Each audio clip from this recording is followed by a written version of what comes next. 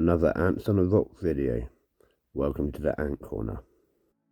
Well, Ant fans, it's been another exciting week in the Ant Corner. A few new additions, both expected and unexpected, so make sure you watch to the end. Firstly, I'm going to say I was really excited to get this new colony.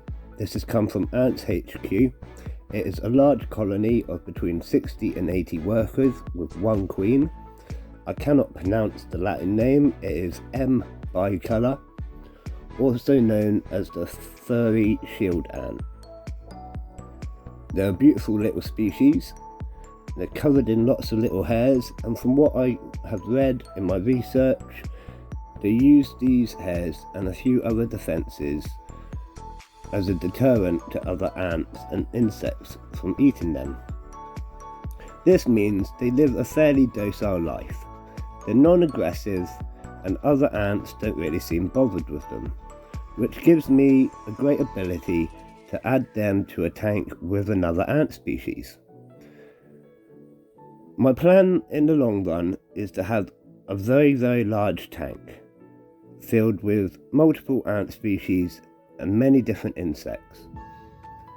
So make sure you press the subscribe button on my YouTube channel to get updates on when this tank is made. You surely don't want to miss out on something like that. It's going to be super cool. So let's get to opening this colony and let's have a look.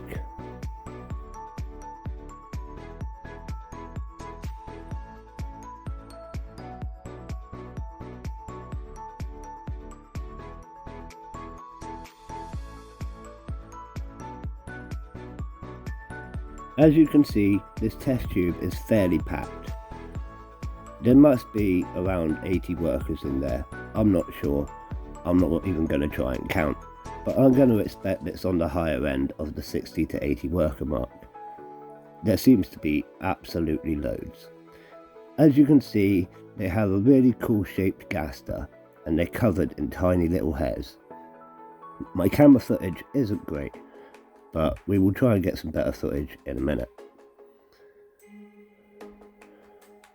I'm adding them straight into an outworld with sand as a tubs and tubes setup. This isn't attached to a nest box or anything, and the sand is only about half an inch thick. I'm hoping to prevent them from actually nesting in the outworld area. I'd like them to stay in the test tube at this point. So as I always do, I take the last bit of sand and cover up the test tube, making that dark and comfortable for them. I've already added in a mealworm and a super worm, and just a few other bits to start making them comfortable in their new home. As you can see here, they straight away come pouring out of the test tube to have a good explore.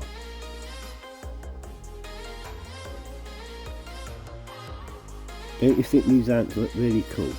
They're a really cool shaped gaster. Really nice colouring as well, although you can't really see it here. Being bicolour, they have dark gaster and head, whilst their body is a fairly light red shade. Makes them look really cool. I thought it would be important to add in some honey and different proteins at this point.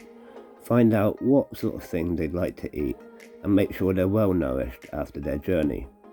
As you can see, instantly some workers have started taking to the honey. They have found a super worm, but they don't seem that bothered yet. Within seconds of the first workers coming back to the test tube nest and telling the rest of the colony about the honey offering, there was a mass gathering at the honey, and I managed to catch it on film just a few minutes later. As you can see, the test tube now looks fairly empty, but there's loads of workers on the honey. This mass just kept growing as the day went on. I was amazed to see how many there actually were. Don't forget, this colony is going to need a name, so leave your suggestions in the comment section below. But wait, there's more. I received another package all the way from Spain, and this was unexpected. They came attached with a nest. This nest has been in the post for over a month, so I had to make sure they were okay. The Mesobarbarus, the harvester ant. I wasn't sure what state they would be in, but I knew they would be hungry, so I quickly set up another tubs and tubes setup. Got some seeds in there, some protein, and a little bit of honey. Moment of truth to see how many are actually alive. Again, these have been in the post for over a month. I did not expect them at all, but I'm always happy to take on another colony, and I've always got space and available equipment. So without further ado, let's unleash this colony and have a look at what we've got. As I said, this is Mesobarbarus, the harvester ants.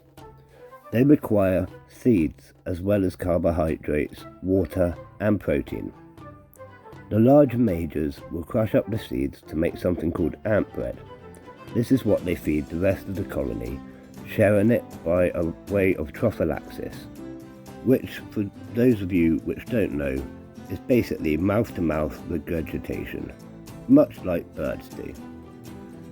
I was really interested by this colony, as I've been waiting for my own harvester queen for quite a while to start with her nanitics. But again, Mesobarbarus can be notoriously difficult to get started. I was very surprised to see this larger major already as part of the colony. That's a really positive sign, showing that the colony is strong and ready to grow. These larger majors are required to crush up the seeds, although I can give them pre-crushed seeds for just smaller workers. It's really handy that these larger workers are already present. And don't forget, this colony is going to need a name as well, but for now we'll just name the M bicolor, so make sure you leave your suggestions in the comment section below. Also, it would be great if you subscribe. You don't have to, but it helps me out in the long run. See you again, ant fans.